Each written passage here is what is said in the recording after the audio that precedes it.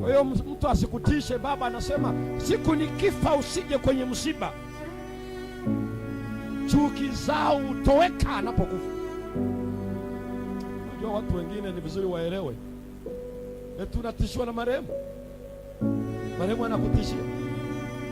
Usikanyage. Kanyaga na hapo, kae hapo hapo. Machukizo yao, usuda zao, mapenzi yao, vyote ufanyaje? Utoweka. Unajua watu wanavyoogopa laana. Biblia inasema laana isiyo na sababu haimpati mtu. Hata hivyo Wakristo sisi hatuachaki maneno hayo, eti usije kwenye kaburi langu. Wewe lazima uwe mshirikina ndio useme hivyo. Washiriki hawawazi kusema kitu kama hicho. Kama Stefano anapigwa mawe mpaka anakufa na bado anaomba Mungu wasamee watu dhambi hii.